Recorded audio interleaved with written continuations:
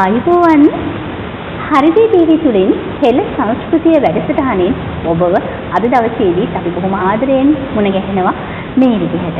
ඉතින් හෙළ සංස්කෘතිය වැඩසටහනේ අපි ඔබට අපේ පෞරාණික වටිනාකම් අපේ අතීත සංස්කෘතික දායාදයන් නිරන්තරයෙන්ම ලං කරනවා. ඒ අතරේ අපි උත්සාහ කරනවා ඔබට මේ දේවල් කොයිතරම්නම් සමීප වෙනවාද, ඒ අනුව ඔබේ ජීවිතය කොහොමද වෙනස් වෙන්නේ, අපේ රටේ අනාගතය වඩාත් සාර්ථක කරන්න අපි බලාපොරොත්තු වෙන ඉලක්ක අරමුණු වලට ගමන් කරද්දී, විශේෂයෙන්ම මේ රටේ තිරසාර සංවර්ධනයේදී මේ කටයුතු කොහොමද ප්‍රායෝගිකව දායක කරගන්නේ කියන කාරණාව අපේ හෙළ සංස්කෘතිය වැඩසටහනේ අපේ විශේෂාංගයන් එක්ක මේ ස්ථානයට පැමිණෙන බොහෝ සම්පත්දායකයින් මේ රට වෙනුවෙන් කරුණු කියනවා.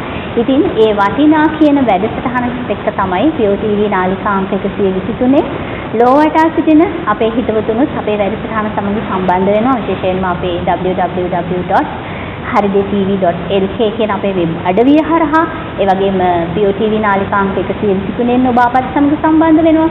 ඊට අනතුරුව ඔබට පුළුවන් YouTube හරහා අපිව නරඹන්න. ඉතින් මේ සියලු ක්‍රමවලට අපව නරඹනවා, අපිට අදහස් දක්වනවා. ඔබ අපත් සමග නිරන්තරයෙන් අපේ වැඩසටහන් සමගින් සම්බන්ධ වෙනවා. අද අපි කතා කරන්නේ මොකක්ද කියලා කියන්නේ නැතුව, මාතෘකාව මොනවාද කියලා කියන්නේ නැතුව, සම්පත්දායකයන් හඳුන්වා දෙන්නේ නැතුව මට හිතුණා මෙන්න මේ වගේ ආරම්භයක් ලබා ගත්තොත් හොඳයි කියලා.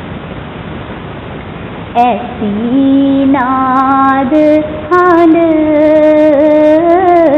බාඹරු ගෙලීලා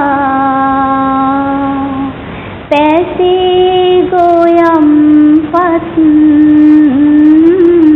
කිරත නැමීලා ගැසී සුලන් වාටෙට ඉති නැමිලා කෙත් බලන් කෙසේ රඟ සුර පුරලීලා. මෙහෙම කියනකොටම ඔබට පුංචි අදහසක් එන්න ඕනේ. අපි අද කතා කරන්නේ කෙත, කමත, කෘෂි කර්මාන්තයට සම්බන්ධ දෙයක් වෙන්නට ඕනේ කියලා. ගොවි ජනතාවත් එක්ක බැඳුණු මාතෘකාවක් කියලා. හොඳයි. දැන් මම හඳුන්වා දෙන්නම් අපි අද දවසේ සම්පත්දායකයින් දෙපළ කවුරුන්ද කියලා. ගොවි ජන සංවර්ධන සහකාර කොමසාරිස් ගාල්ලේ අපි එතුමාන බොහොම ආදරෙන් අපේ මැදිරියට ආරාධනා කරා JWS ප්‍රයංජන් මැතිතුමාට. ආයුබෝවන් ඔබතුමාට. ආයුබෝවන්. ඒ වගේම පරිපාලන නිලධාරී ගොවි ජන සංවර්ධන දෙපාර්තමේන්තු ගාල්ල දිස්ත්‍රික් කාර්යාලයේ නලින් ප්‍රසන්න මැතිතුමා. ආයුබෝවන් ඔබතුමාට. අද අපේ මාතෘකාව බවට පත් වෙන්නේ කෙත, කමත සහ බැස. අපි මේ මාතෘකාව තෝරගත්තේ මේ ගොවි ජන සංවර්ධන දෙපාර්තමේන්තුව කියන්නේ සුදෙක් අස්වැන්න ගොවි ජනතාව හා බැඳුණු මේ අය සංඛ්‍යාලේඛනත් එක්ක ගනුදෙනු කරන ආයතනයක් පමණක් නොවන නිසා මම හිතන්නේ මම නිවැරදි කොමසාරිස්තුමා. නිවැරදි, බොහොම නිවැරදි. අපිට ඒ පිළිබඳව ඔබෙන්ම ආරම්භයක් ලබා දෙන්න. අපේ ඇත්තටම ගොවි ජන සේවා සංවර්ධන දෙපාර්තමේන්තුවේ අරමුණු සහ බලාපොරොත්තු මොනවද අපේ ජනතාවට ලබා දෙන්නේ? ඔව්. ගොවි ජන සංවර්ධන දෙපාර්තමේන්තුව ගැන කතා කරොත් ඒක පිටවන්නේ ගොවි ජන සංවර්ධන සමසත් එක්ක. එතකොට ඒ පන්සේ ප්‍රධානම අරමුණ තමයි ශ්‍රී ලංකාවේ වගා කරන්න පුළුවන් හැම බිම් කොටසක්ම, හැම බිම් මංගලක්ම කාර්යක්ෂමව වගා කරන්න උදව ගන්න එක. ඒක තමයි අපේ ප්‍රධාන අරමුණ වෙන්නේ. ඒහා බැඳිච්ච තවත් අරමුණු රාශියක් මේ තුල තියෙනවා. එතකොට කොහොමද මේ කාර්යක්ෂම විදිහට මේ වගා භූමි තෝරගන්නේ කොහොමද? ඊට අමතරව වගා කළ නොහැකි භූමි කොහොමද ඒවයින් ඉවත් කරලා වෙනත් සංවර්ධන කටයුතු වලට විධිමත් ආකාරයෙන් යොදවගන්නේ? අවිධිමත් සංවර්ධනයක් නෙවෙයි මේක කතා කරන්නේ. විධිමත් සංවර්ධනයට කොහොමද මේක යොදවගන්නේ? ඊළඟට අපි පනතෙන්ම පැවැත්ලා තියෙන තවත් විශාල වගකීමක් තියෙනවා අපේ මේ ගොවි සංස්කෘතිය ආරක්ෂා කරගෙන පවත්වාගෙන යන එක. ඊට අමතරව වාරි මාර්ග කටයුතු වල ආරක්ෂාව කොහොමද අපි ආරක්ෂකයින් විදිහට ක්‍රියාත්මක වෙන්නේ? ඒ වාරි මාර්ග නඩත්තු කරන්නේ කොහොමද?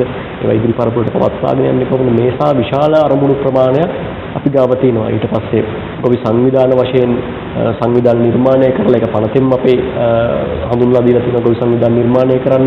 එතකොට මිනිස්සු සවි බල ගන්නලා මිනිස්සු ඒක රාශී කරලා කොහොමද මේ කෘෂි කාර්මික කටයුතු කරන්නේ, කොහොමද ගොවීන් එකතු වෙලා ගොවි සංවිධානවල කුඹුරු යායන් තමන්ගේ ඇලවේලි ආරක්ෂා කරගන්නේ, තමන්ගේ වගාබිම ආරක්ෂා කරගන්නේ. මේ වගේ විශාල සංවිධාන ව්‍යුහයක් අපි ගාව තියෙනවා ඉහළින් නම් පල්ලෙහාට එන. එතකොට මේ සියල්ලම ඒක රාශී වෙලා තමයි අපි අපේ අරමුණ කරා යන්නේ. මම හිතන්නේ කතා කරන්න ගියොත් විශාල කාර්යභාර ප්‍රමාණයක් අපිට පැවරලා තියෙනවා. අපිට කෙටියෙන් ඉතින් ওই විදිහට අපිට ඒක හඳුන්වලා දෙන්න පුළුවන්. හොඳයි. මම හිතන්නේ හොඳ ආරම්භයක් අපේ වැඩසටහනට ලැබුණා. මොකද අපි සාමාන්‍යයෙන් මේ ගොවිජන සේවා සංවර්ධන දෙපාර්තමේන්තුව කියන ආයතනයේ තියෙනා වූ කාර්යභාරය නැත්නම් ඔවුන්ගේ වගකීම් පිළිබඳව සාමාන්‍ය පොදු ජනතාව හැටියට අපිට ලොකු අවබෝධයක් නැහැ. ඒ නිසා අපි ප්‍රථමයෙන් මේ අවබෝධය ලබාගෙන තිබුවොත් අපි දන්නවා අපිට කොයිතරම්නම් මේ සේවාවක් ලබා ගන්න පුළුවන් ආයතනයක්ද මේ ගොවිජන සේවා සංවර්ධන දෙපාර්තමේන්තුව කියලා කියන්නේ.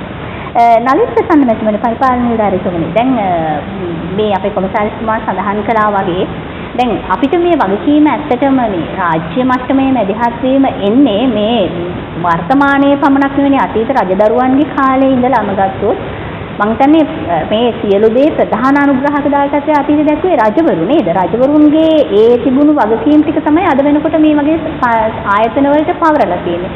අපි මේ ව්‍යුහය පිළිබඳව යමක් මතක් කරමු. ආරම්භයේදී අපි මෙහෙම කතා කරොත් අපේ රාජ්‍ය දවසේ අපේ රට ප්‍රධාන වශයෙන් කලාප තුනකට බෙදුවා: රෝහණු, පිහිටි, මායාවත. නමුත් යුරෝපීය ජාතිකයන් අපේ රට යටත් කර ගැනීම සමග අපේ ලංකාව පරිපාලන දිස්ත්‍රික්ක 24කට බෙදුවා. එතකොට ඒ පරිපාලන දිස්ත්‍රික්කය බෙදලා එනකොට එතකොට අපි වැටෙන්නේ ගාල්ල දිස්ත්‍රික්කයට. එතකොට ගාල්ල දිස්ත්‍රික්කයේ අලුතරුණු, රත්නපුරණු, මාතනු යාවිලා තියෙනවා. එතකොට මේ දිස්ත්‍රික්ක 25 තුලම ගෝජන සංවර්ධන දෙපාර්තමේන්තුව ක්‍රියාත්මකයි.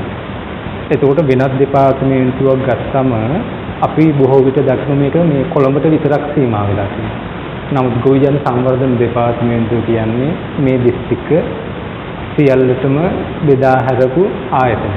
ඒ කියන්නේ බලය විමර්ධගත කරපු දෙයක්. එතකොට මේ කෘෂි කර්මාන්තයේ කියන දේ රජ දවසේ සිට අද තෙක් මේ පැවැතෙනකොට එතකොට අර බෙදා හැරීම කියන එකත් අපි බලන්න වෙනවා. මොකද දැන් කෘෂි කර්මාන්තයේදී අපි තවත් වෙනස් කාරණයක් කතා කරමු. අපි තේ පොල් රබර් කියන භෝග මත තමයි යන්නේ. නමුත් රජ දවසේ නම් බැලුවොත් ඒක එන්නේ කෘෂි කර්මාන්තය හරහා. එතකොට සම්පෝෂිත ආර්ග ක්‍රමයක අපි හිටියේ.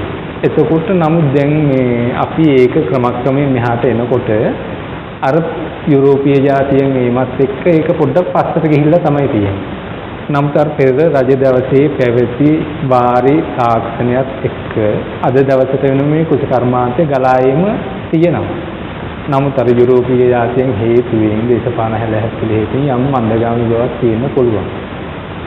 නමුත් ඒක ඒ මට්ටමින්ම අපි කරන්න උත්සාහ කරන එක ආයතනයක් තමයි අපේ ගෝජන සංවර්ධන දෙපාර්තමේන්තුව. එතකොට මම ඒකට තව පොඩි කරුණක් කියන්නම්. එතකොට මේ පරිපාලන දිස්ත්‍රික්ක හරහා එතකොට අපි මේක තව දුරටත් බලය බෙදා හැරීමෙන් අපිට ලංකාව තුළම ගෝජන සේවා මධ්‍යස්ථාන 557ක් තියෙනවා. එතකොට ගාල්ල දිස්ත්‍රික්කයේ කියන පරිපාලන දිස්ත්‍රික්කයේ තුල ගෝජන සේවා මධ්‍යස්ථාන 33ක් තියෙනවා. ඒ 33ට නායකත්වයේ සපයන්නේ මෙතුම තමයි අපි සහකාර කොමසාරිස්තුමා. එතකොට මේ මධ්‍යස්ථාන 33 පරිපාලනය කරමින් මධ්‍යම රජයට අපි උපරිම දායකත්වයක් දෙන්න හදනවා මේ කෘෂි කර්මාන්තය හා බැඳුණු වගකීම් කොටස. නමුත් මේ කෘෂි කර්මාන්තයේ සියලු වගකීම් අපිට හිමි වෙන්නේ සුළු අපනයන.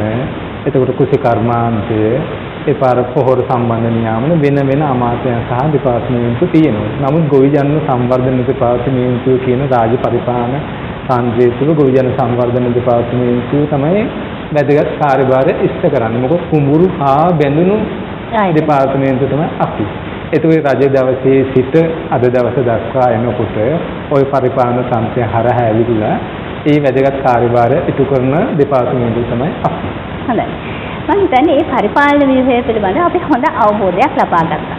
දැන් ඕනෑම වැඩක් සාර්ථක වෙන්න නම් ඉහළ සිට පහළට අපිට ලැබෙන නායකත්වයේ වගකීම් සහ නායකත්වයේ දරන ආකාරයට අනුව ඒ පාලනය වෙන ක්‍රමවේදය අනුව අපිට ඊටාම මේ වටිනා කියන තීරණ ලැබෙනවා. ඒ අනුව ඒ ප්‍රතිපත්ති තීරණය වෙලා ඉස්සරහට යනවා. දැන් මේ කාල සීමාව වෙනකොට කොමසාරිස්තුමනි දැන් රාජ්‍ය ප්‍රතිපත්ති විදිහට අපි ගත්තොත් අතිගෞරව ජනාධිපතිතුමාගේ සෞභාග්‍ය දැක්මත් එක්ක කොයි වගේ වැඩපිළිවෙලක් ඔබතුමාට ඒ ජනාධිපතිතුමාගෙන් එන වැඩපිළිවෙලක් එක්ක අපිට මේ වෙනකොට ක්‍රියාත්මක වෙන්න පවතින්නේ? ඔව් ඇත්තටම මේ පරිදියේ යමක් ක්‍රියාත්මක වෙන්නම් මේක මධ්‍ය ලක්ෂයේදී හොඳින් නිර්මාණය වෙලා සැලසුම් සහගතව පරිදිය කරා එන්න ඕනේ. එතකොට අපි දැන් දිස්ත්‍රික්කයක් විදිහට අපි ගත්තොත් අපි පරිදියේ නෙමෙයි අපේ මධ්‍යස්ථාන තමයි පරිදියේ ඉන්නේ. එතකොට අපි මේ මධ්‍යස්ථ ආයතනයක් විදිහට හිටියොත් එතකොට මේක ක්‍රියාත්මක වෙන්නේ මධ්‍යම රජයේ හරහා සම්පාදනය වෙන ප්‍රතිපත්ති මත. අපි ගත්තොත් අපේ දැන් මේ වන විට රජයේ ප්‍රතිපත්ති ප්‍රකාශය සෞභාග්‍යයේ දැක්ම ප්‍රතිපත්ති ප්‍රකාශය අනුව ඒක සඳහන් වෙනවා ශ්‍රී ලංකාවේ නිෂ්පාදනය කරන්න පුළුවන් සියලුම දේ රට තුල නිෂ්පාදනය කිරීම තමයි අතිගරු ජනාධිපතිතුමාගේ අරමුණ වෙලා තියෙන්නේ. එතකොට අපි ආවොත් මේ දී කියන දෙයට නැත්නම් ගොයන් විහාල් කියන අපි අපේ ප්‍රධාන ආහාරය බත් අපි ඒක ගන්නේ වී වගා කරලා. ඒතර මේ වී කියන එකට આવොත් අපිට වී වගා කරන්න බැරි රටක් නෙමෙයි ශ්‍රී ලංකාව කියන්නේ. දේශගුණික වශයෙන් ගත්තත් තියෙන සම්පත් ගත්තත් ස්වභාවික සම්පත් ගත්තත් අන්න තුනක් අතීතේ වගා කරා.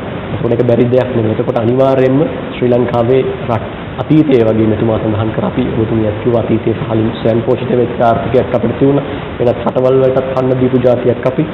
එතකොට නැවත සහලින් ස්වයං පෝෂිත කරන්න මේ රටේ ජාතික මට්ටමේ ප්‍රතිපත්ති මේ වන විට සකස් කරලා තියෙනවා. එතකොට ඒකේ වැදගත් වැඩසටහනක් තමයි පුරන් කුඹුරු වගා කිරීමේ වැඩසටහන. දැනටමත් අතිගරු ජනාධිපතිතුමාගේ උපදෙස් අනුව ගරු කෘෂිකර්ම අමාත්‍යතුමාගේ මැදිහත් වීමෙන් සහ අපේ දෙපාර්තමේන්තුව බාර ගරු රාජ්‍ය අමාත්‍ය ශෂේන්ද්‍ර රාජපක්ෂ මහත්මයාගේ උපදෙස් මත ඊළඟට අපේ දෙපාර්තමේන්තුවේ කොමසාරිස් ජෙනරාල්තුමා බේරත්න මහත්මයාගේ නිබඳ අධීක්ෂණය යටතේ මේ වන විට අපි දිස්ත්‍රික්ක 25 පුරාම පුරන් කුඹුරු වැඩසටහන් ක්‍රියාත්මක කරනවා. ඒකෙදී ගාල්ල දිස්ත්‍රික්කය සුවිශේෂී වෙනවා. මොකද විශාල වශයෙන් පුරන් කුඹුරු මේ ගාල්ල දිස්ත්‍රික්කයේ පැවතුණා. අපි ඉලක්ක කරලා තිනවා මේ කන්නේදී ඉදිරි කන්නේදී යල කන්නේදී විශාල වශයෙන් පුරන් කුඹුරු ප්‍රමාණයක් අස්වද්දන්න. මම හිතනවා අපි ඉලක්ක කරගත්තු ප්‍රමාණයටත් වැඩි ප්‍රමාණයකට අපිට ගන්න පුළුවන් වෙයි කියලා. ඊට අමතරව අපි ගිය කන්න දෙකේදී විශාල පුරන් කුඹුරු ප්‍රමාණයක් අස්වද්දලා තියෙනවා. 2020-21 මහ කන්නේ කියන්නේ දැන් මේ වෙද්දී අවසන් වෙමින් පවතින කන්නය ගත්තොත් ඒ කන්නේ තමයි ගාල්ල දිස්ත්‍රික්කයක එක කන්නයක් තුන්දි වගා කරපු වැඩිම කුඹුරු ඉඩම් ප්‍රමාණය වගා කරේ. අක්කර 3500ක් ප්‍රමාණයක්. එතකොට මම හිතන්නේ අපි ඒක ලැබපු විශාල ජයග්‍රහණයක්. මේ තුල පුරන් කුඹුරු අක්කර 3000ක ප්‍රමාණයක් ඇතුළත් වෙනවා ආසන්න වශයෙන්. ඉතින් අපි ඉදිරියටත් බලාපොරොත්තු වෙනවා මේ වැඩසටහන ඉදිරියට කරගෙන යන්න. ඊට අමතරව දැන් අපි ගත්තොත් අපි මෙහෙ ගෝජන සංවර්ධන දෙපාර්තමේන්තුවත් එක්ක කතා කරනකොට මේ වී කියන එක තමයි ප්‍රධාන වශයෙන්ම තියෙන්නේ. ඊට අමතරව වෙනත් ආහාර භෝග 16ක් සම්බන්ධයෙන් ක්‍රියාත්මක වෙනවා. කොහොමද ගාල්ල දිස්ත්‍රික්කයේ බහුලව නැති වුණත් අපි වැඩිම වී වගාවට තමයි මේ දිස්ත්‍රික්කයේ අවධානය යොමු කරලා තියෙන්නේ. සංගොවීන්ගේ ඒ නැඹුරුව තියෙන නිසා. නමුත් වෙනත් ප්‍රදේශවලට යනකොට ඒ ලෝලු වගාව සම්බන්ධයෙන් මේ ආහාර භෝග සම්බන්ධයෙන් විශාල නැඹුරුවක් තියෙනවා. එතකොට ගොවීන්ගෙනුත් විශාල උනන්දුවක් ඇවිල්ලා තියෙනවා මේ කෘෂිකාර්මික කටයුතු සඳහා. විශේෂයෙන්ම අපි කියනවා නම් රජයේ ප්‍රතිපත්ති තීරණයක් අරගෙන තියෙනවා පොහොර සානාධාරය ලබා දීම සම්බන්ධයෙන්. එතකොට මේ වෙද්දී අපි ගිය යලකන්නේදී පොහොර ලබා දීලා තියෙනවා හෙක්ටයාර 14000කට අපි මේ යලකන්නේ පොහොර ලබා දෙන්න ඉලක්ක කරලා තියෙනවා. අපි විශ්වාස කරනවා මේ ඉලක්කය ඊට වැඩිය වැඩි වේ ගොවින්දු නන්දුවත් එක්ක මේ තියෙන තත්ත්වෙත් එක්ක මේ හෙක්ටයාර 14000 කියන සීමාවත් අපිට ඉක්මවලා යන්න පුළුවන් වෙයි කියලා අපි ප්‍රාර්ථනා කරනවා. අපි විශ්වාස කරනවා. ඒකම තව දෙයක් කියන්න ඕනේ මේ ප්‍රතිපත්ති එක දැන් අපි පුරන් කුඹුරු වැඩසටහන අපි යනවා. එතකොට රජයේ බලාපොරොත්තු වෙනවා සූදානම් කරලා තියෙනවා මේ වෙද්දී වාරි මාර්ග කටයුතු ගොවීන් වෙනුවෙන් සකස් කරලා දෙන්න. ඒකෙදී වාරි සෞභාග්‍ය කියලා වැඩසටහනක් මේ වෙද්දී අපි සංවිධානය කරලා තියෙනවා. ඒක ගෝජන සංවර්ධන දෙපාර්තමේන්තුව, වාරි මාර්ග දෙපාර්තමේන්තුව, ඒ වගේම පළාත් වාරි මාර්ග දෙපාර්තමේන්තුව එකතු වෙලා ඒකාබද්ධ ව්‍යාපෘතියක් විදිහට කරන්නේ වැව් හාමුණු පිළිසකර කිරීම. මේ යටතේත් අපි විශාල වාරි කර්මාන්ත ප්‍රමාණයක් කරන්න බලාපොරොත්තු වෙනවා මේ අවුරුද්ද තුල. දැන්ටමත් ඒකේ මූලික අධීර සියල්ල ආරම්භ කරලා දැන්ට ව්‍යාපෘති ආරම්භක මට්ටමේ තමයි තියෙන්නේ. ඒ වගේම තමයි මම අර ඉස්සෙල්ලා කිව්ව පුරන් කුඹුරු එක්ක අපි ගොවීන්ට බීජ වී ලබා දීම සම්බන්ධයෙන් වැඩ කටයුතු මේ වෙද්දී කරගෙන යනවා. ඊට අමතරව වාරි සෞභාග්‍ය වැඩසටහනට අමතරව පුරන් කුඹුරු සඳහා විශේෂයෙන්ම මුදල් ප්‍රතිපාදන වෙන් වෙලා තියෙනවා. මේ වාරි මාර්ග නඩත්තු කරලා පිළිසකර කරලා ගොවීන්ට අවශ්‍ය පහසුකම් ලබා දෙන්න. අපි දන්නවා සමහර පුරන් කුඹුරු අවුරුදු 30 40 අතෑරලා දාපු පුරන් කුඹුරු තියෙන්නේ. එතකොට එවැනි පුරන් කුඹුරක් අපි සාමාන්‍යයෙන් දකිනකොට විශාල ගස් හා පඳුරු හැදිච්ච අවස්ථා අපිට දකින්න පුළුවන්. ඒකට එවැනි පඳුරු ඉවත් කරන්න ගොවියාට තනියම කරන්න බෑ. විශේෂ රාජ්‍ය මැදිහත් වීමක් එකට අවශ්‍ය වෙනවා. මොකද විශාල වියදමක් එකට යන නිසා. එතකොට ඒ අවස්ථාවේදී ගොවියා වෙනුවෙන් මැදිහත් වෙලා ඒ අවශ්‍ය පඳුරු සහ ගස් ඉවත් කරලා ගොවියාට අවශ්‍ය පහසුකම් සලසලා දෙන්න අපි ගොවිජන සංවර්ධන දෙපාර්තමේන්තුවේ මැදිහත් වෙලා තියෙනවා. ඒ සම්බන්ධයෙන් ප්‍රතිපත්තිමය තීරණ අරගෙන තිනවා මේ රජය විසින්. ඒ වගේම තමයි මේ රජයෙන් සුවිශේෂී ප්‍රතිපත්ති මේ තීරණයක් අරගෙන තුන මේ ළඟදී මම හිතන්නේ සහල් මිල ගොවියට සාධාරණ මිලකට සහල් අලෙවි කරන්නත් පාරිභෝගිකයාට සහල් සාධාරණ මිලට ගන්න තියෙන අයිතිය ආරක්ෂා කරන්න ප්‍රතිපත්තිමය තීරණයක් අරගෙන තිබුණා.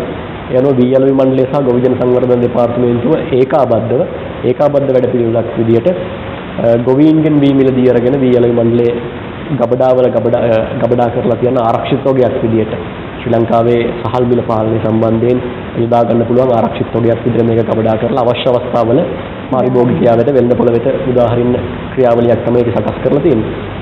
ඒකදී ඔබතුමියට අත්‍තරම් විශේෂයෙන් සඳහන් කරන්න ඕනේ මීට ප්‍රථම වී අලෙවි මණ්ඩලයේ ගාල්ල දිස්ත්‍රික්කයේ වී ලබලා දී තිබුණේ නැහැ. අපි දන්න ඉතිහාසය අපි අරගෙන බැලුවා මෙහෙම දෙයක් වෙලා තිබුණේ නැහැ. ඒක පුද්ගලික අංශය තමයි බොහෝ විට මැදිහත් වෙලා පුද්ගලික අංශය ගන්නවා. නැත්නම් ගොවියා තමන්ගේ වී ටික තමන් සන්තකේම තියාගන්නවා. මොකද එතනින් එහාට යෑමක් සිද්ධ වෙන්නේ නැහැ. බොහෝ වෙලාවට පෞද්ගලික අංශය මැදිහත් වෙලා තමයි මේ වී මිල දී ගැනීම සිද්ධ කරන්නේ. එතනදී ඉතින් ගොවියාගේ පැත්තෙන් සාධාරණ මිලක් ලැබෙනවද කියන ගැටලුව තියෙනවා. නමුත් මේ අවුරුද්දේදී රජයේ මැදිහත් වෙලා විශේෂයෙන්ම කෘෂිකර්ම අමාත්‍යතුමා සහ රාජ්‍ය මන්ත්‍රීතුමා ශිෂ්‍යේන්ද්‍ර මන්ත්‍රීතුමා සහ මහින්දානන්ද අබුද්ගමගේ මන්ත්‍රීතුමා මැදිහත් වෙලා ගොවියට සාධාරණ මිලක් ලැබෙන වැඩපිළිවෙලක් සකස් කරලා තිනවා. ඒ අනුව තෙතවි රුපියල් 46ක මිලකටත් වියලිවි රුපියල් 55ක මිලකටත් වියලි මණ්ඩලය ලබා දෙන්න සූදානම් කරලා තියෙනවා. ඒ කටයුතුත් මේ වෙද්දී අවසන් අධ්‍යයනයේ පවතිනවා. මේ වෙද්දී ගාල්ල දිස්ත්‍රික්කයෙන් අපිට වියලි මණ්ඩලයට හාල් වී කිලෝ ලක්ෂ 4කට වැඩි ප්‍රමාණයක් මේ වෙද්දී අපිට ලබා දෙන්න පුළුවන්කම ලැබිලා තියෙනවා. මම හිතන්නේ ඒක පළවෙනි වතාවට මීට කලින් වියලි මණ්ඩලයට ගාල්ල දිස්ත්‍රික්කයෙන් වී ලැබලා දීලා නැහැ. ඉතින් අපි සතුටු වෙනවා එච්චර ප්‍රමාණයක් මේ පළවෙනි අවුරුද්දේ මේ නියම ව්‍යාපෘතියක් විදිහට අපිත් මේක කරේ මේ මෙච්චර ප්‍රමාණයක් ලබා දෙන්න පුළුවන් වීම සම්බන්ධයෙන් අතරම නිහතමානී සතුටක් තියෙනවා ඒ සම්බන්ධව. ඔබතුමිය අහුව වගේ දැන් මේ වගේ ප්‍රතිපත්තිමය තීරණ රාශියක් මේ ගොවි ජනතාව වෙනුවෙන් අරගෙන තියෙනවා. එතකොට දැන් මම හිතන්නේ දැන් ගොවියට අපෙන් වැඩ ගන්න තමයි තියෙන්නේ කතා බහ කරලා. එතකොට ගොවියට මේවා පිළිබඳව දැනුවත් වෙන්න පුළුවන් ළඟම තියෙන ගොවි ජන සංවර්ධන මධ්‍යස්ථානයට ගිහිලා ගොවි සේවා මධ්‍යස්ථානයට ගිහිල්ලා මේ පිළිබඳව විමසීම් කරොත් තමන්ගේ අවශ්‍යතාවය ඒකෙන් ඉන්න ප්‍රාදේශීය නිලධාරීවරයාට දැනුම් දුන්නොත් ඒ වගේම හැම වසමකටම කෘෂිකර්ම පරිශ්‍රම නිෂ්පාදන සහකාර නිලධාරියෙක් කනියුක්ත කරලා තියෙනවා. ඒ නිලධාරියා හරහා අවශ්‍ය තොරතුරු දැනගැනීමේ හැකියාව තියෙනවා. මේ වගේ විශාල වැඩපිළිවෙලක් මේ රජය මැදිහත් වෙලා මේ වෙද්දි ප්‍රතිපත්තිමය වශයෙන් තීරණය කරලා තියෙනවා. එතකොට ඒක ක්‍රියාත්මක කිරීමේ අධීරය තමයි අපි පසුවෙමින් ඉන්නේ. ඉදිරියටත් ගොවි ජනතාව ඉලක්ක කරගෙන මේ කෘෂි කර්මාන්තය ඉලක්ක කරගෙන විශාල ප්‍රතිපත්තිමය තීරණ සංඛ්‍යාවක් අරගෙන ඉදිරියට යන්න සූදානම් වෙලා තිනවා. මම හිතන්නේ මේ වෙද්දී ජාතික කෘෂිකර්ම ප්‍රතිපත්තියක් මේ වෙනුවට හැදෙමින් පවතිනවා. ඒකට ගරු අමාත්‍යතුමාගේ නියෝග මත කමිටුවක් පත් කරලා මේ වෙද්දී ඒක ක්‍රියාත්මක අධීරයේ පවතිනවා. මම හිතන්නේ ඉදිරි මාසයක වගේ කාලය තුල මේක එළි දකින්න සූදානමක් තියෙනවා කියලා තමයි දැනට අපිට වාර්තා වෙලා තියෙන්නේ. ඒතකොට මේ ප්‍රතිපත්ති ජාතික කෘෂිකර්ම ප්‍රතිපත්තියත් එක්ක අපිට මම හිතන්නේ මීටත් වැඩිය වේගයෙන් සහ මීටත් වැඩිය ඉදිරි ගමනක් අපිට යෑමේ හැකියාව තියෙනවා. මම හිතන්නේ විශාල පිරිවැයක් සහ විශාල සම්පත් ප්‍රමාණයක් කෘෂි කර්මාන්තය වෙනුවෙන් වැය කරනවා. ඉතින් මේක ගොවි ජනතාව වෙනුවෙන් අරගෙන යන්නේ වගකීම අපි සහ අපේ නිලධාරීන් ඉෂ්ට කරන සැදී පැහැදී ඉන්නවා. ඔව් මම හිතන්නේ අපිට දැන් සාමාන්‍යයෙන් අපිට බැලුවමට මේ දේවල් පිළිබඳව සංඛ්‍යාත්මක අවබෝධයක් නැහැ. සමහරලාට අපි දකිනවා මේ වෙනදා නොකරපු විදිහට ගොයම් කරනවා, කුඹුරු කරනවා, යම් ප්‍රබෝධයක් ජනතාව අතරේ මේ පිළිබඳ උනන්දුවක් කතා බහක් තියෙනවා. හැබැයි එතුමා සංඛ්‍යාලේඛන වශයෙන් ඉදිරිපත් කරාම මාත් ඇතරම විශ්මයට පත් වෙනවා. මෙච්චර වී තුගයක් අපිට මේ වෙන විට එකතු කරගන්න පුළුවන්කම ලැබුණාද කියලා තවම අවසනුත් නැහැ නේද? මේ මිලදීන් ගැනීම තවම පවතිනවා. තවම අපි මේ විමිලදී ගැනීම ක්‍රියාත්මක කරන අධීරයේ පවතිනවා. දැනට අපේ මහ කන්නේ අස්වැන්න දැන් මේ අවසන් අධීරයේ තියෙන නෙළමින් පවතින. තවමත් ගොවීන් ගාව දී සංචිත තියෙනවා. අපි දැන් මේ සම්බන්ධීකරණ කටයුතු කරලා වියලි මණ්ඩලයට වී ටික ලබා දෙමින් පවතිනවා. හොඳයි. ඉතින් මම හිතන්නේ ඒ සාර්ථක ගමනක් ඒ විදිහට එන්න පුළුවන් වුණු නිසා තමයි ඒ සාර්ථක නියාමනයක් ඒ වැඩපිළිවෙල ඉහළ සිට පහළට ඊටාම හොඳින් ගලාගෙන ආපු නිසා තමයි මේ බලාපොරොත්තු වුණු ඉලක්ක අභිබව සාර්ථකත්වයට ළඟා වෙන්නට හැකියාව තිබුණේ. දැන් පරිපාලන නිලධාරී තුමන් නලින් ප්‍රසන්න මහත්මයාගෙන් මම අහන්න ඊළඟට සූදානම් වෙන්නේ දැන් මේ අපේ රටේ දැන් මේ පරිපාලන ව්‍යුහය තුළ දැන් ඔබතුමාගේ ඒ ක්ෂේත්‍රයේ ගාල්ල දිස්ත්‍රික්කය තුළ මේ වැඩසටහන් ක්‍රියාත්මක වෙද්දී මේ දැන් ගම් මට්ටමට මේ වැඩසටහන ගලාගෙන යද්දී කොහොමද ඒ අධීක්ෂණ කටයුතු සිදු වෙන්නේ? ඒ නියාමනයන් කොහොමද සිදු වෙන්නේ? කවර ආකාරයකින්ද කොමසාරිස්තුමාගේ සිට පහළට ඒ කටයුතු ගොවියා දක්වා මේ ගමන් කරන වැඩපිළිවෙල කොහොමද තියෙන්නේ? දැන් ගාල්ල දිස්ත්‍රික්කයේ විදිහට ගත්තම අපි ප්‍රාදේශීය ලේකම් කාර්යාලය තියෙන 19ක්. නමුත් ඒක ඉක්මවා වූ ගොවි ජන සේවා මධ්‍යස්ථාන 33ක් අපිට තියෙනවා. සාමාන්‍යයෙන් අපි පරිපාලන ශ්‍රේෂ්ඨය තුල බලනකොට ගාල්ල දිස්ත්‍රික්කයේ නියෝජිත වශයෙන් සලකන්නේ ගාල්ල ඉන්න දිසාපතිතුමා. නමුත් එතුමා යටතේ පාලනය වෙන ප්‍රාදේශීය ලේකම් කාර්යාලය තියෙන්නේ 19. නමුත් සහකාර කොමසාරිස්තුමා යටතේ අපි ඉන්නේ එතුමා යටතේ පාලනය වෙන ගොවි ජන සේවා මධ්‍යස්ථාන 33ක්. එතකොට මේ කුෂ කර්මාන්තයේ තියෙන වැදගත්කම කොතෙක්ද යන්න එතනින්ම පේනවා. එතකොට මේ පරිපාලන දිස්ත්‍රික්කයේ තුල ගොවි ජන සේවා මධ්‍යස්ථාන 33ක ගොවි ජන සංවර්ධන නිලධාරී වශයෙන් නිලධාරියෙක්. ඒ යටතේ තමයි කුෂ කර්ම පරිශන හා නිෂ්පාදන සහකාර තුමා ඉන්නේ. නැත්නම් අපි ගමේදී ආහාරයෙන් කියනවා ගොවි නියාමක ඉන්නෝ. එතකොට මේ මහත්ය හරහා තමයි අපි මේක ක්‍රියාත්මක වෙන්නේ. එතකොට දැන් අපි මේ පල්ලෙහාට එනකොට අපිට මේ කුෂිකර්ම පරිශන නිලධාරීන් ඉන්න 701ක්. එතකොට නමුත් අපේ පරිපාලන දිස්ත්‍රික්කයේ තුල ග්‍රාම සේවක වසන් තියෙන 896ක්. නමුත් දැන් මේ 896 701 දක්වා එන්න අඩුවීම තමයි නාගරික ප්‍රදේශ සහ කුඹුරු නැති ප්‍රදේශ තියෙනවා. ඒ ටික ඇත්තටම 701ක් තියෙනවා. එතකොට මේ 701ම ගොවි ජනතාව හා බැඳුණු නිලධාරීන්. එතකොට තව පොඩි මම මතක් කිරීමක් කරන්න ඕන. අපි මේ ගාල්ල දිස්ත්‍රික්කයේ තුල ඉඩම් ප්‍රමාණය බැලුවොත් වර්ග කිලෝමීටර 1651ක් තියෙනවා. ගාල්ල දිස්ත්‍රික්කයේ තුල අපි දෙන්තර පාලනය වෙන ගොවියා පානට බැලුවම එතකොට මුහුදු තීරය බැලුවොත් කිලෝමීටර 73ක් තියෙනවා. අර ඉඩම් ප්‍රමාණය බැලුවොත් වර්ග කිලෝමීටර 1651ක් තියෙනවා. නමුත් අපි මේ ඉඩම් ටික කළමනාකරණය කරගන්න අපිට නිලධාරීන් 701ක්. එතකොට අපි නමුත් දැන් මේ 701කින්ම අපි යම් භූමි ප්‍රමාණයක් මේ මම පොඩි අදහසක් කියන්නේ අපිට ජල පෝෂක ප්‍රදේශ නැත්නම් භූගත ජලයේ තියෙන පැති තියෙන කිලෝමීටර් 16ක්. ඉන් ඔබට ගියාම තමයි ගොඩ ඉඩම් ප්‍රමාණය තියෙන්නේ. ඒකුණුත් අපි බලගොම කුරුඳු තේ පොල් වැනි දේවල් වගා කරලා තියෙනවා. ඒනුත් අපි පදිංචිත යම් ඉඩම් ප්‍රමාණයක් කරන් තියෙනෝනේ. ඒනුත් එන්නම තමයි මේ කුඹුරු ටික එන්නේ. එතකොට බොහොම අඩු ප්‍රමාණයක් භූමි ප්‍රමාණය බලනකොට. නමුත් අපේ නිලධාරීන් අපි ඉන්නෝ 701ක්. එතකොට අපි මේකට දැක්වූ දායකත්වය කොටෙක්ද යන්නත් තේරෙනවා. එතකොට මේ 701 අධීක්ෂණය කරන මධ්‍යස්ථාන 33ක නිලධාරීන් ඉන්නෝ. ඒගොල්ලෝ අධීක්ෂණය කරන ගාල්ල දිස්ත්‍රික්කයේ විදියට සහකාර කොමසාරිස් ප්‍රමුඛ අපි කාර්ය මණ්ඩලයේ ඉන්නේ. එතකොට අර ගොවි තැනට නිලධාරීන් සම්බන්ධ වෙන්නේ කොහොමද? දිස්ත්‍රික් කාර්යාලය හරහා මධ්‍යස්ථානය හරහා උපනිස හරහා තමයි සම්බන්ධ වෙන්නේ. ඒ කියන්නේ ඊටාම මේ ඍජු අධීක්ෂණයක් ඒ අනුව සිදු වෙනවා. ඒ කියන්නේ ගොවි ජනතාවට අවශ්‍ය කරන හැම කටයුත්තකදීම ඍජු මැදිහත් වීමක් කොමසාරිස්තුමා යටතේ ඉන්න මේ කාර්ය මණ්ඩලය හරහා ඒ ආකාරයෙන්ම සිදු වෙනවා. ඒකට අපි දන්නවා විශේෂයෙන්ම ගොවි ජනතාවට අපි මතක් කරනවා ඔබට පුළුවන් මේ ආයතන නැත්නම් මේ පුද්ගලයන් දැන් අපේ නිලධාරීන්ගේ නංගන්තුව මේ ස්ථාන පිළිබඳ දැනුවත් කරා. ඔබට හැකියාව තියෙනවා මේ ආයතන සම්බන්ධ කරගෙන එවැනි ගැටලු තියෙනවා නම් ඒව විසඳ ගන්න. අපි ඉදිරියේ දුරකථන අංකයක් එහෙම තියෙනවා නම් කතා කරන්න මේ ක්ෂණික දුරකථන අංකයක් හෝ නැත්නම් පැමිණිලි හෝ උපදෙස් සඳහා දුරකථන අංකයක් තියෙනවා නම් අපි ලබා දෙන්න. අපි යත් ඔබ වෙනුවෙන් ප්‍රචාරය කරන්න සූදානම් වෙනවා. හොඳයි. දැන් අපිට අවශ්‍ය උනේ ඇත්තටම මේ ගොවිජන සංවර්ධන දෙපාර්තමේන්තුව කියන්නේ මොකද්ද? මේ ආයතනයට පැමිණලා තියෙන කාර්යභාරය මොකද්ද?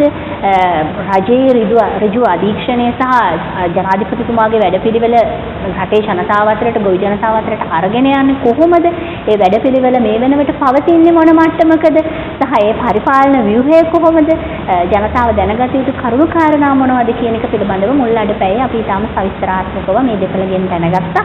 ඉතින් අඩපැය අපි කැමති අර අපි කියවනේ කෙත කමත සහ බැස පිළිබඳව කතා කරනවා කියලා. මේ සංස්කෘතික වටිනාකම් හරහා අපි කොහොමද මේ ක්‍රියාත්මක කිරීම සිදු කරන්නේ, මේ මැදිහත් වීම කොහොමද සිදු වෙන්නේ කියලා ඊළඟ අඩපැයේ කතා කරන්න සූදානම් වෙනවා. ඉතින් අපි ඔබට මතක් කරනම් අපේ ලිපිනේ සහ දුරකථන අංකය හරිදේ ටීවී ප්‍රධාන කාර්යාලය අබේසේකර ලීබඩු මාලිගයේ උඩුමහල ලබුතුව ගාල්ල, හරිදේ ටීවී ප්‍රධාන කාර්යාලය අබේසේකර ලීබඩු මාලිගයේ උඩුමහල ලබුතුව ගාල්ල, දුරකථන අංකය 077 321 3966 077 321 3966න් අපිට කතා කරන්න, අපිට ලියන්න. අපි සූදානම් ඔබට මේ කොමසාරිස්තුමා ඉන්නවා, පරිපාලන නිලධාරීතුමා ඉන්නවා. ඔබට ගොවි සම්බන්ධව යම් ගැටලු තියෙනවා අපිට යොමු කරන්න. අපි යොමු කරන්නම් එතුමන්ලාට මේ කාරණා. ඉතින් ඒ නිසා අපි ඉදිරියේදීත් බලාපොරොත්තු වෙනවා මේ ආයතන සම්බන්ධ කරගෙන ඔබට වඩාත් ඵලදායී දේවල් ලබා දෙන්නද. එහෙනම් රැඳී සිටින්න කියලා ආරාධනා කරනවා. මේ විරාමයෙන් අනතුරුව තවත් බොහෝ දේ ඔබ වෙනුවෙන් සූදානම්.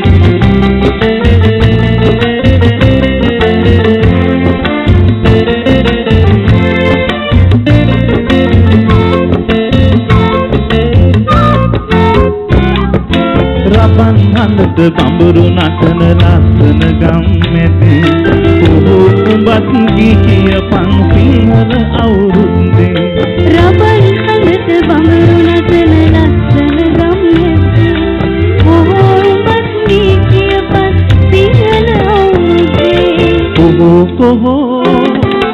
කොහේද කියනවදෝ අපේ ගමේ රබන් පදේ ඔබට ඇසෙනවදෝ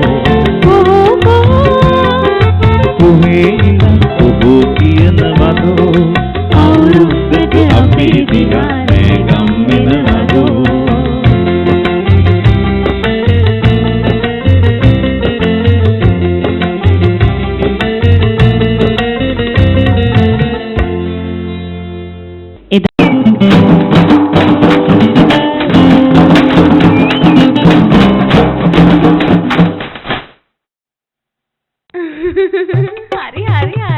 හරි හරිද? හරියන්නේ. හරිද? හරියන්නේ. හරිද? හරියන්නේ. විශේෂයි. හරි මචං හරි. හරියටම හරි. හරි ගල හරි. හරිදේ ටීවී. හරිදේ හරියටම.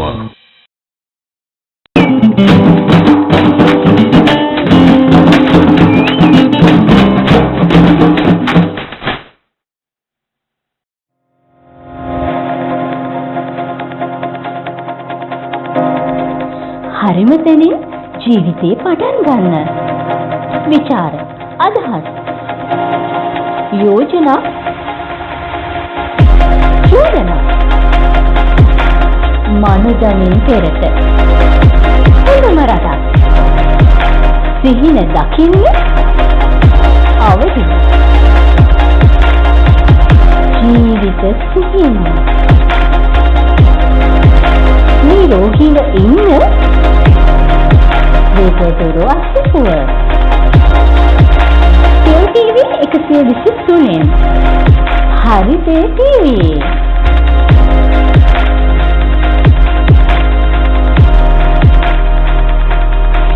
සම්මා සතියෙන් හරිදේ හරියටම හරිදේ TV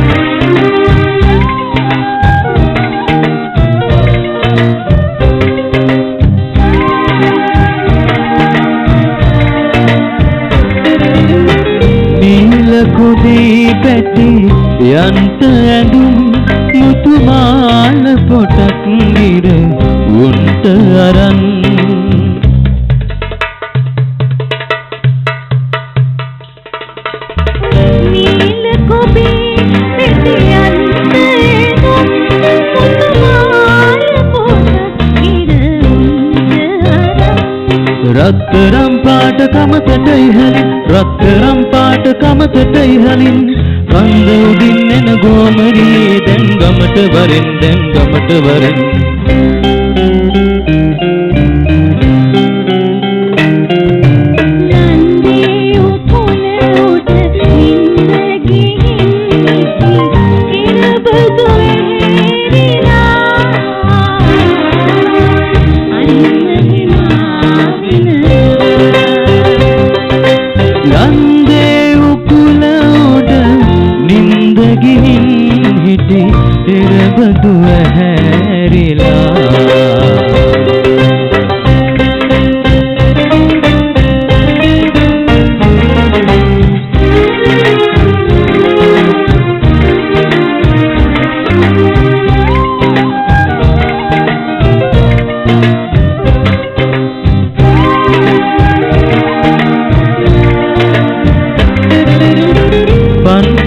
කන්දට සිරස නමන් ඉරගෙයෝ ඇවිත් මව තාසක් මන්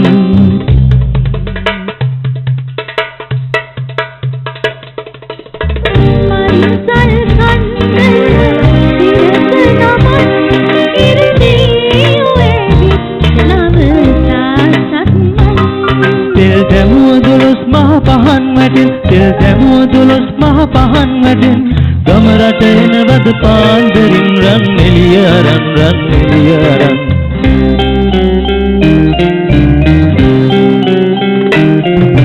නන්දේ උකුල උඩ නින්ද ගිහින් ඉරබදු එලා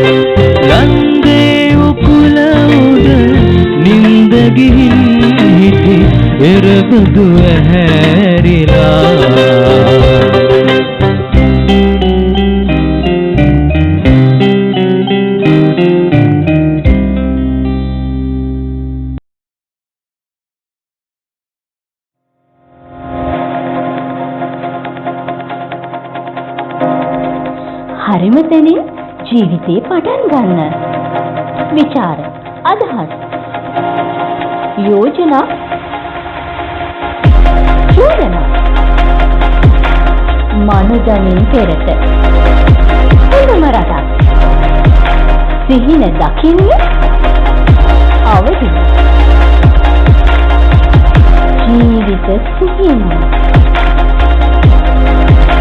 නිරෝගීව ඉන්න වේදතුරු අස්පුව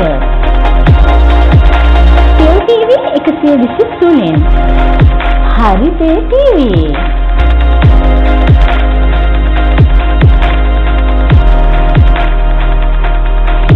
සම්මා සතියෙන් හරිදේ හරියටම හරිදේ TV.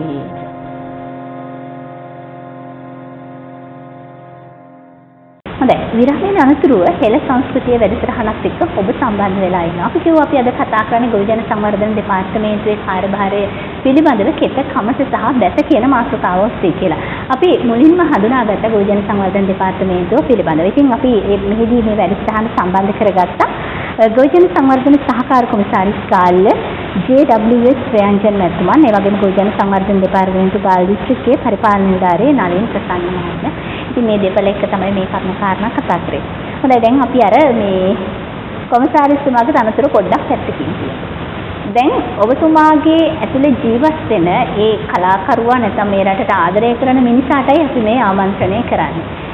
ඔබතුමා මේ කෘෂි කර්මාන්තයේ වඩාත් ඵලදායී ලෙස නැත්නම් මේ ගොවි ජනතාවගේ මේ අදහස් යෝජනා ජීවන මට්ටම වඩාත් සංවර්ධන කරන්න වෙනස් විදිහේ මතවාදයක ඉන්න පුද්ගලෙක්. මම කැමති ඔබතුමාගේ ඒ අදහස් ටික දැනගන්න.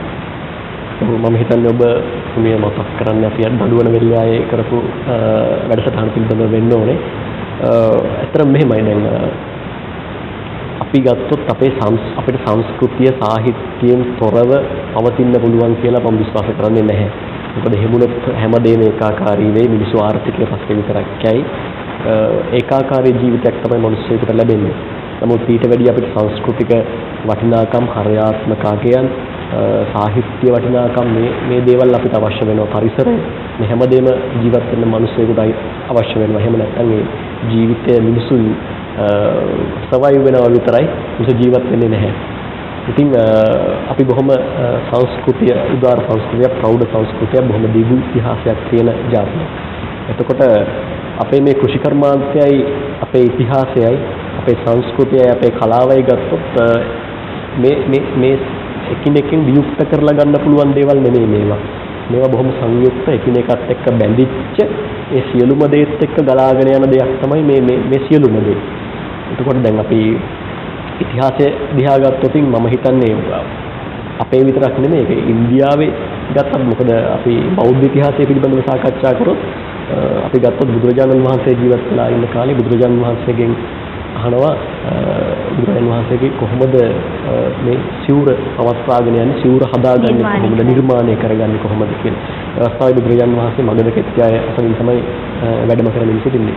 උන්වහන්සේ ප්‍රකාශ කරලා තියෙනවා මේ මගධ කෙත්යාය ආදර්ශයට අරගෙන එළියදි වෙන් කරලා ඒ පාට, සිවුරේ පාට, මෙන්න මේ කෙතේ තියෙන පාට එන්න ඕනේ. දැන් අපි දන්නවා භික්ෂුන් වහන්සේලාගේ සිවුර ගත්තාම ලා කහ පැහැයේ ඉඳගෙන තද වර්ණය වෙනකන් එනවා. එතකොට අර මගධ කෙත්යායේ අර ගොයම පැහැෙන කාලේ ඉඳලා අර ගොයම තද වර්ණය දක්වා කියන්නේ පැහැෙන්න ආරම්භ වෙන කාලේ ඉඳලා පැහිලා අවසන් වෙන කාලේ දක්වා ඒ වර්ණයෙන් තමයි අදත් අපේ පඩු පැහැයෙන් තමයි මේ සිවුර අවශ්‍ය කරන්නේ භික්ෂුන් වහන්සේලා. එතකොට ඒ තරම් දිගු ඉතිහාසයක් මේ කෘෂි කර්මාන්තයත් එක්ක අපේ මිනිසුන්ගේ තියෙන්නේ. ඒ උතුමයි සඳහන් කර වෙලා දැන් බුදුරජාණන් වහන්සේ වරක් අර ධනිය ගෝපාල එක්ක මේ සාකච්ඡාව කරන අවස්ථාවේ ධනිය ගෝපාල කියනවානේ මගේ අස්වැන්න ගෙට අරන් තියෙන්නේ, මගේ ගොවිතැන සාරයි, මගේ ඔක්කොම මේ අස්වැන්නු ගබඩා වෙලා පිරීලා ඉතිරිලා තියෙන්නේ. මේකේ කැමති නම් වහින්න කියලා ධනිය ගෝපාල කියනවා. ඒ කියන්නේ ඉතාම සරුසාර අස්වැන්නක් ගෙට ගත්ත ගොවියෝ දහිතිය. ඒක තමයි. දැන් අපි එහෙම ගත්තොත් දැන් අපේ බෞද්ධ අපි දන්නවා බොහෝම පිරිසක් අපේ සිංහල බෞද්ධ ලංකාවේ ජීවත් වෙන්නේ. දැන් අපේ මේ සංස්කෘතිය එතකොට ඒ විදිහට ගොවිතැනත් එක්ක බැඳිලා තියෙනවා. එතකොට අපේ මිනිස්සුන්ගේ දැන් ඥානගත වෙලා මේ ගොවිතැනත් එක්ක එන සංස්කෘතිය. සහ දැන් අපි සාහිත්‍ය පැත්තට ගත්තොත් අපි දන්නවා ගොයම් කවි, නෙළුම් කවි, ඒ විදියට ගත්තොත් කමත් භාෂාව අපිට වෙනම උපසංස්කෘතියක් මේ තුල තියෙනවා අපි හිතලා. එතනින් ගත්තාම අපේ සමාජ ජීවිතයේ මිනිස්සුන්ගේ අපි දන්නවා ගොයම් කයියකට මිනිස්සු එකතු වෙනවා, මේ අත්තම් ක්‍රමයට මිනිස්සු එකතු වෙලා වැඩ කටයුතු කරනවා. ඒකට ඔහොම සංස්කෘතියක් තමයි අපිට අතීතයේ තිබුණේ. දැන් මේ සංස්කෘතියෙන් වියුක්ත වෙලා එකපාරටම තාක්ෂණික මිනිසෙක් හැදෙන්න පුළුවන්ද? ඒ මිනිසාට සමාජයේ පැවැත්මක් තියෙනවද? සමාජයේ ඔහු සවයි ඒ මිනිසාට ජීවය තියෙනවද කියන එක ඒක තමයි. ඔහු සවයි වුණාට ඔහු ජීවත් වෙනවද කියන ගැටලුව එනවා. එතකොට මේවා අපිට අතාරින්න බෑ. අපි දන්නවා අපේ මුතුන් මිත්තු මේවා කරා අපිට ඥානගතව තියෙනවා. ඒකට අපි ගියයින් පස්සේ ළමයෙක් විදුරු ගොඩකට දාලා බලන්න ඒ ළමයා කොහොමද හැසිරෙන්නේ කියලා. අපි දන්නවා මේ කොහොමද සෙල්ලම් කරන්නේ, ක්‍රීඩා කරන්නේ, මේ විදුරු ගොඩත් එක කොහොමද විනෝද වෙන්නේ කියලා. ඒකට එවැනි දෙයක් අපේ තියෙන මේ අපි මේකෙන් ගලව ගන්න බෑ. අපි මේකත් එක්ක හැදිච්ච ජාතියක්, මේකත් එක්ක ඉදිරියට යන ජාතියක්. තාක්ෂණය වෙනස් වෙනවා.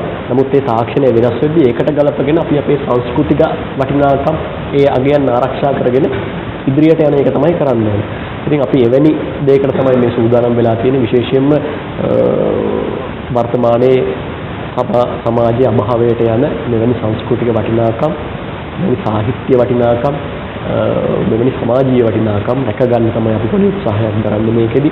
අතර මේකෙදි අපි ඉලක්ක කරගන්නේ අපේ දරු පරපුර, අනාගත පරපුර. ඔවුන් තමයි මේකේ අගයන් වටහා ගන්න ඕනේ. ඔවුන් තමයි මේක ඉදිරියට අරගෙන යන්නේ. ඒකට අපි ඔවුන්ව ඉලක්ක කරගෙන මේ වැඩසටහන ක්‍රියාත්මක කරන්න බලාපොරොත්තු වෙනවා. මේකෙදි ඔවුන් සම්බන්ධ කරගෙන සජීවී විදිහට මේක ක්‍රියාත්මක කරන්න බලාපොරොත්තු වෙනවා. ඒ වගේම තමයි මේ පාසල් ළමුන් වලට දැනුවත් කිරීම වැඩසටහන අපි ડોකියුමන්ටරි එකක් වාර්තාමය වැඩසටහනක් විදිහට මේක කරන්න බලාපොරොත්තු වෙනවා. ඇත්තටම කුඹුර කියලා ගත්තාම මේක හුදෙක් සමහර අය දකින්නේ මේක කුඹුරක් විදිහට. සමහරු මේක දකින්නේ වගා බිමක්, තවත් සමහරු මේක දකින්නේ සක්ගල ගොඩ කරලා මොන හරි ඉදිකිරීමක් කරගන්න පුළුවන් වාංජ වටනාකමක් තියෙන එකක් විදිහට. හැබැයි කුඹුර කියලා කිව්වහම මේ දෙකම නෙමෙයි.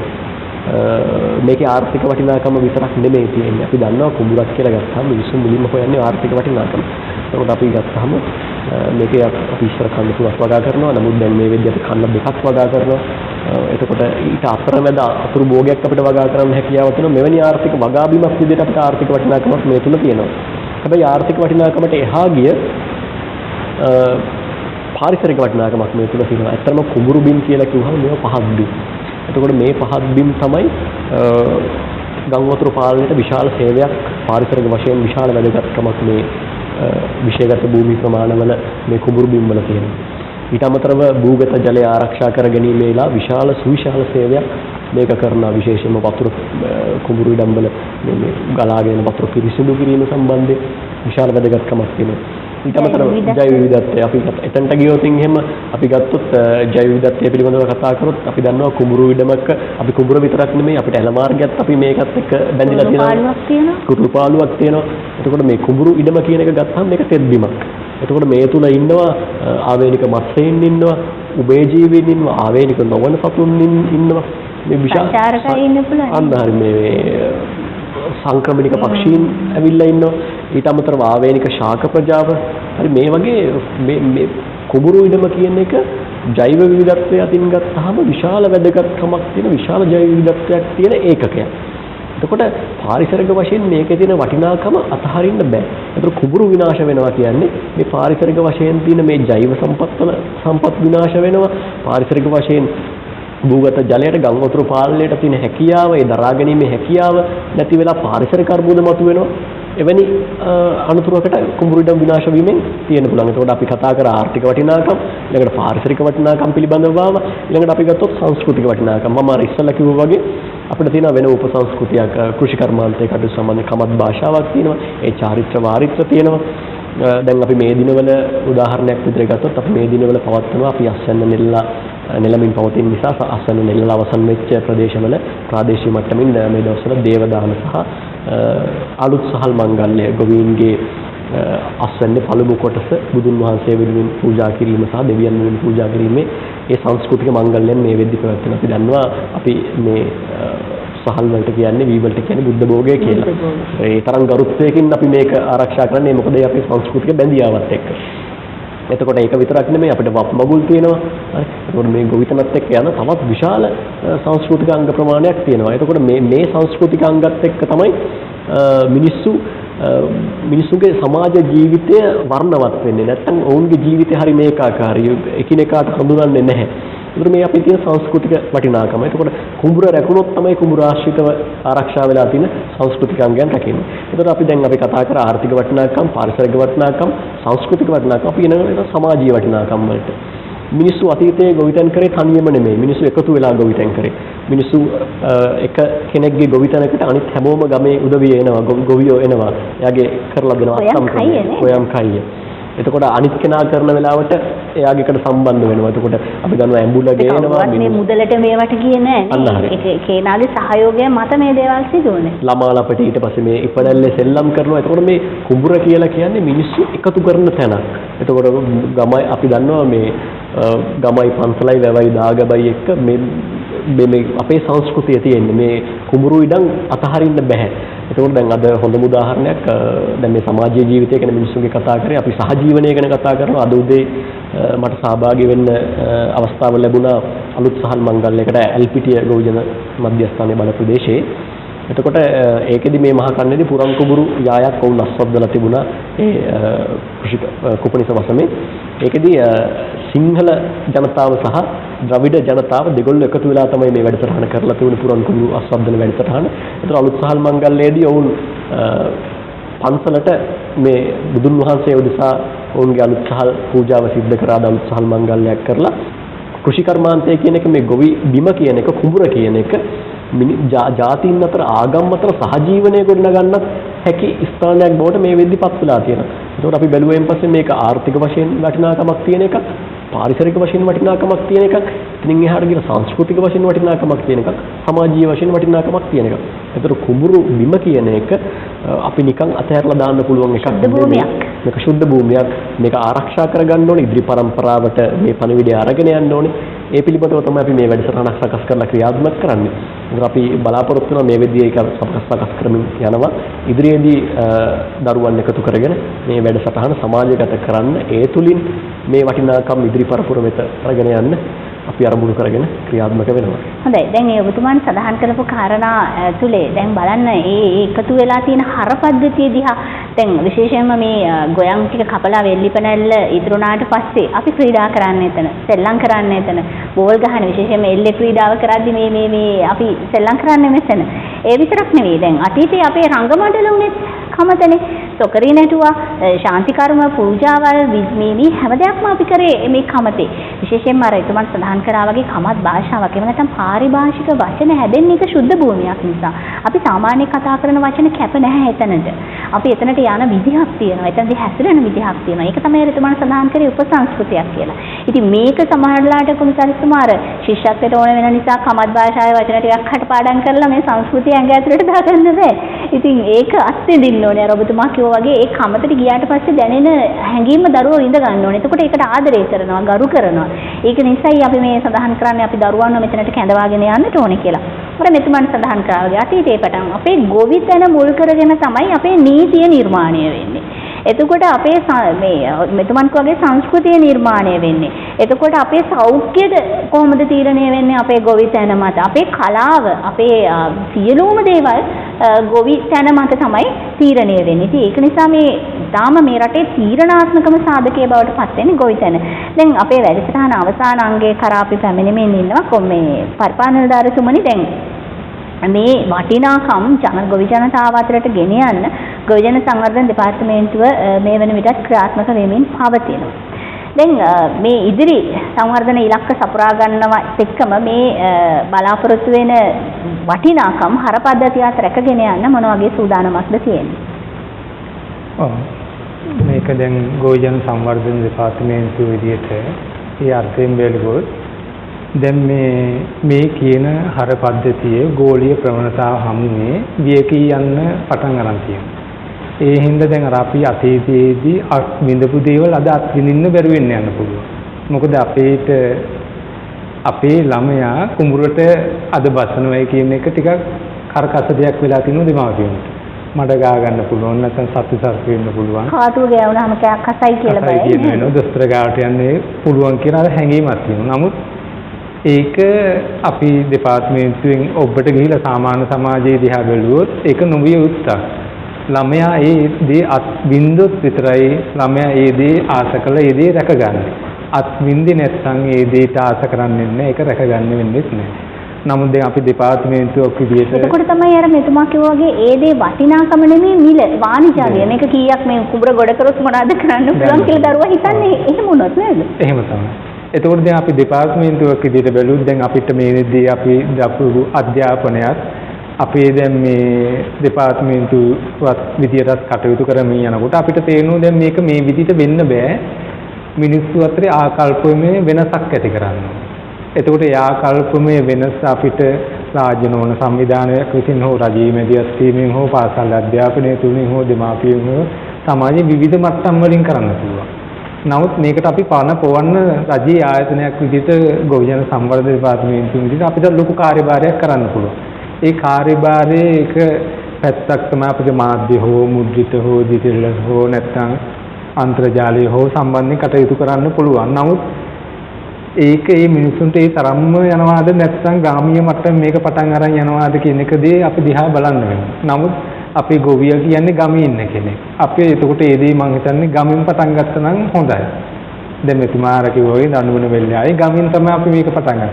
ගමින් අරන් මේක අපිට කරලා දරුවෝ හරි සතුටින් ගත කරා. ඔව් දරුවන්ට ඒක කරන්න ඕන. දරුවෝ දැක්ක නේද ඇලවේලි දිගේ දුවනෝ අර මේ පුවක් කොළ ඒ වෙන් පදිනෝ ඇල දිගේ දුවනෝ මඩ ගෑවනෝ ඒ දෙමාපියොත් හැබැයි දැන් ඒක සතුටින් භුක්ති විඳලා. තරුංගල් හරිනෝ මම දැක්ක අර මේ තරමක් කරන බැනිමක් කරන ඒතකොට සීපද කියනෝ දෙමාපියොත් බලන්නෝ ළමයිනුත් ඉන්නෝ. හැබැයි එතකොට දෙමාපියන්ටත් මතක් වෙනවා අතීතයේදී මෙහෙම තමයි ඉන්නේ අපි හිටියේ. පොඩි කාලෙත් මෙහෙම හැබැයි මේගොල්ලෝ මෙහෙම හිටියා නම් හොඳයි. නමුත් දැන් ඒක හැබැයි දිගටම පවත්වා ගැනීම තමයි අපි කරන්න ඕන. නමුත් දෙපාර්තමේන්තුවක විදිහට අපි එවැනි අධ්‍යාපනික වැඩසටහන සංවිධානය කරලා අපි නැත්තම් නියමිත විදිහට කරලා බලුවම මේක යම් ඵලදායී මට්ටමක තියෙනවා. එතකොට අපිට අපි දෙපාර්තමේන්තුවක් විදිහට අපි බැලුවේ මේ වැඩසටහන් අපි කොහොමද ගොවි ජනතාවට ළමයින්ට අරන් යන්නේ. අපි එයිනුත් බැලුවේ අපේ වැඩිහිටි පරම්පරාවනේ බාල පරම්පරාව දිහා බලලා ළමයින්ට තමයි මේක දෙන්න ඕන. රට බාරගන්න ඒගොල්ලෝනේ. ඊට නවන්න බෑනේ. ඇල්මක් ආසාවක් ඇති වුණොත් විතරයි මේගොල්ලන්ට මේ දේ බාර දුන්නොත් රැක ගන්න. ඇල්ම ආසාවක් නැති දේ දුන්නොත් තමයි ආර්ථික භාණ්ඩයක් වෙලා ඔක විකිණලා සුණු විසුණුලා යන්නේ. ඒකට ඇල්මක් ආසාව ඇති කරන්න තමයි අපි මේ වගේ වැඩසටහන. ඊට පස්සේ හිතන දැන් අත උඩ විකිණිය හැකි මහ ඉඩම වගේ. නමුත් හැබැයි අපි අර එහෙම ඔළුවට දැම්මොත් දෙපාරක් එයාට හිතන්න වෙනවා. හිතන්න. ඔව් අපිට අන්නේ දෙපාරක් හිතන්න පුළුවන් ළමෙක් ඇති කරගන්න තමයි අපි අරමුණ වෙන්නේ. එකම අරමුණ අරක නෙමෙයි.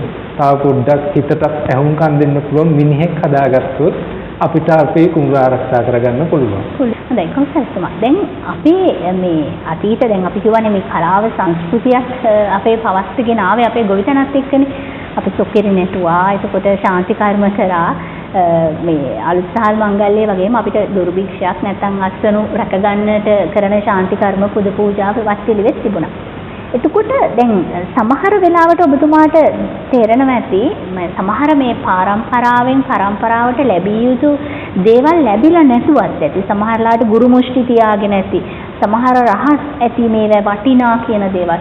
ඉතින් මම හිතන්නේ දැන් මේ ආයතනයක් හැටියට දැන් ඔබතුමා මේ සංස්කෘතික වටිනාකම් එකතු කරද්දී අපිට පුළුවන් නේද ජනතාවට යෝජනා කරන ජනතාවගේ අදහස් එතකොට ඔවුන් මේ සඳහා ඔවුන් දන්න කියන දේවල් ඔබතුමා මොන ගහලා කතා කරන්න හරි වගේ අපිට කොහොමද ඒ සූදානම මේ වගේම මේ ගැන ලියන්න පොත් ලියන්න කවි ලියන්න ගීත ලියන්න නාට්‍ය හදන්න මේ වීදි නාට්‍ය කරන්න කමතේ අපිට රංගමණ්ඩලක් බවට නැවතපත් කරගන්න අපිට ක්‍රමවේද හදලා දෙන්න අපි ආරාධනා කරමු. අනිවාර්යයෙන්ම අපේ ජනතාවට ඒක විවෘතයි.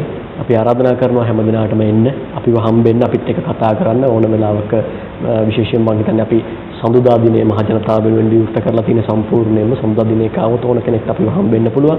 රෝන්ගේ අදහස් අපිට දෙන්න. ඔබ කිව්වා වගේ සමහර සංගවිච්ච දේවල් තියෙනවා අපි දන්නේ නැති දේවල් තියෙනවා අපිව මතු කරගන්න අවශ්‍යයි. ඒතකොට ඒවා අපි සමාජයට ඉදිරියට දෙන්න අවශ්‍යයි. අපේ ඉදිරි පරම්පරාවට ඒක දෙන්න අවශ්‍යයි. සංරක්ෂණය කරන්න අවශ්‍යයි. ඒ තොරතුරු අපිට දෙන්න එහෙම තියෙනවනම් අනිවාර්යයෙන්ම ඔබට සමුදට අනිවාර්යයෙන්ම වෙලා හම්බෙන්න පුළුවන් අපිව. අවිල්ලා අපේ නිලධාරීන් ඉන්න ඕන වෙලාවක සමුද දවසේ අවිල්ලා හම්බෙලා කතා කරන්න. හොඳයි. දැන් අපේ කොමසාරිස්තුමා අපේ ජනතාවට දැනුම් දුන්නා. ඒ තියෙන දේවල් සහ සම්බන්ධයෙන් අපේ ගොවිජන සංවර්ධන දෙපාර්තමේන්තුවත් එක්ක කොහොමද කටයුතු කරන්නේ කියලා. හැබැයි ඒ වගේම ඒ අතරතුරේ මට හිතෙනවා ඇත්තටම අපි අධ්‍යාපනය ලබද්දී අපි දෙන අවධානය ඇතිද කෘෂිකර්මාන්තය කෙරේ වෙන මොනවාක්වත් බැරි නිසාද අපි කෘෂිකර්මාන්තය තෝර ගන්න ඕනේ. කොහොමද මේ දරුවන්ට මේ අධ්‍යාපන අවස්ථාවේදී? අතරම බොහොම වැදගත් ප්‍රශ්නයක් ඔබතුමිය මතු කරේ. මේ සම්බන්ධයෙන් කතා කරන අපේ පොඩි පැරණි කියමනක් තියෙනවා දැන වෙලඳන් නොදැන ගොවිතැන් කියලා. නමුත් අපි හිතනවා ඒක වෙනස් වෙන්න ඕනේ. දැනගෙන තමයි කෘෂිකර්මාන්තයත් කරන්න ඕනේ, මේ ගොවිතැනට එකතු වෙන්න ඕනේ. එතකොට ඒ ශාස්ත්‍රයට ආසාවක් තියෙන, නැඹුරුවක් තියෙන, දැනුමක් තියෙන කෙනෙක් මේකට එකතු වෙන්න ඕනේ. ඒකම අපි විශ්වාස කරනවා කෘෂි ව්‍යවසාය කියන එක ඉදිරියට එන්න ඕනේ කියලා. සාම්ප්‍රදායිකව කෘෂිකර්මාන්තය කරන වෙනුවට සම්ප්‍රදායන් රැකගනිමින් ව්‍යවසායකෙක් බිහි කරගන්න. මොකද අපිට ඉදිරියට යන නවලෝකයට ඕන වෙන්නේ එවැනි ව්‍යවසායකෙක්, තාක්ෂණය භාවිතා කරන ගොවියෙක් අපිට අවශ්‍ය වෙන්නේ. එතකොට අන්න ඒ තැනට ගොවියව ගන්න තමයි අපි මේ උත්සාහ කරන්නේ. අපේ ඉදිරි පරම්පරාව ඒ තැනට ගන්න තමයි උත්සාහ කරන්නේ. මම හිතනවා අපේ ඉදිරි පරම්පරාව අපේ පාසල් අධ්‍යාපනයත් මේ කියන කාරණයට කෘෂි ව්‍යවසායයන් ගොඩනගන්න අපි දන්නවා කෘෂිකර්ම උපාධිධාරීන් විශාල ප්‍රමාණයක් අපේ රටින් බිහි වෙනවා. ඔවුන්ගෙන් ඇත්තම ලංකාවේ කෘෂිකර්මාන්තයට සේවයක් වෙනවද කියන ගැටලුව තියෙනවා. මොකද විශ්වවිද්‍යාලවලින් විශාල ප්‍රමාණයක් වසරකට පිට වෙනවා කෘෂිකර්මාන්තය සම්බන්ධයෙන්. ඔවුන්ව කොහොමද මේකට මේ කෘෂිකර්ම ශාස්ත්‍රයට උරාගන්නේ කොහොමද? ශාස්ත්‍රයට උරාගන්නේ කොහොමද? ඒ සම්බන්ධයෙන් මම හිතන්නේ අධ්‍යාපන ක්‍රමයේ යම් කිසි වෙනස් වීමක් ඇති විය යුතුයි. හොඳයි. අපි හිතනවා අපිට අද මේ දවසේ මේ කතා බහ සම්පූර්ණයෙන් අපිට කරන්න බැරි වෙයි. මොකද ඉඩකඩ කාල වේලාවත් එක්ක අපි ඉදිරි දවසකත් ඔබතුමාලව සම්බන්ධ කරගෙන තවත් බොහෝ කරුණු දැනගන්නට කැමැත්තෙන් ඉන්නවා. ඒ වගේම පරිපාලන නිලධාරීතුමනි අපිට සඳහන් කරන්න අර කිව්වා වගේ දුරකථන අංක ලිපින මොකද ප්‍රශ්න තියෙන අය ඉන්න පුළුවන් යම් විදිහට මේ දේවල් निराකරණය කරගන්න අවශ්‍යයිද? ඔව්. ගොවිජනතාවට යම් කිසි ගැටලුවක් තියෙනම් ඒගොල්ලෝ ලියනව නම් ලියන්න ඕන සහකාර කොමසාරිස් ගොවිජන සංවර්ධන දෙපාර්තමේන්තුව ලබුදුව. ඔවුන්ට දුරකථන ඇමතුමක් දෙන්න අවශ්‍ය වෙන්නේ නම් අපිට 091 22 34 778 නැවතත් කියන්න 091 22 34 778 ෆැක්ස් පණිවිඩය මගින් තමන්ගේ ගැටලුව ඉදිරිපත් කරන්නේ නම් 091 222 32 39 නැවතත් කියන්න 091 222 32 39. හොඳයි. බොහොම ස්තුතියි ඔබතුමාට. ඉතින් අද දවසේ අපිට ලැබිලා තියෙන කාල වේලාව අවසන් නිසා අපේ වැඩසටහන මෙතකින් સમાપ્ત කරන්න වෙනවා. හැබැයි අපි හිතනවා මේ ගැන තව තවත් අපේ ඉදිරියට බොහෝ සංවාදයන් මේ කතා බහ ඉදිරියට ගෙන යන්නට ඕනේ කියලා. විශේෂයෙන් අවසන් වශයෙන් කියන්නට යමක් වෙනවද ඔබතුමාට? ඔව්. මේ හරිදී ටීවී නාලිකාවට අපි ස්තුතිවන්ත වෙනවා. මොකද සහකාර කොමසාරිස්තුමාටත් අපිටත් එන්න කියලා ආරාධනා කිරීම සම්බන්ධයෙන්. එතකොට අපි මේ අරමුණ ඉෂ්ට කරගන්න ඔබතුමාලාට මේ කාර්ය මණ්ඩලයටත් ඒ අපි වෙනුවෙන් දැක්වූ සහයෝගයට අපි බෙහෙවින්ම ස්තුතිවන්ත වෙනවා. හොඳයි. බොහොම ස්තුතියි. එහෙමනම් අපි සූදානම් අද දවසට අපේ සමාප්ති සටහන තබන්න. අපි මතක් කරන්නම් ඔබට අපේ ලිපිනේ සහ දුරකථන අංකය. හෘද ටීවී ප්‍රධාන කාර්යාලය අබේසේකර ලීබඩු මාලිගයේ උඩුමහල ලබුදුව ගාල්ල. හෘද ටීවී ප්‍රධාන කාර්යාලය අබේසේකර ලීබඩු මාලිගයේ උඩුමහල ලබුදුව ගාල්ල. දුරකථන අංකය 077 321 3966 077 321 3966. අපිට ලියන්න. අපිට කතා කරන්න. ඔබට වටින බොහෝ දේ ඔබ වෙතට අරගෙන එන්නට හෘද ටීවී අපි හැම විටම සූදානම්ෙන් ඉන්නවා ඔබ වෙනුවෙන් මේ කාරණාවයි.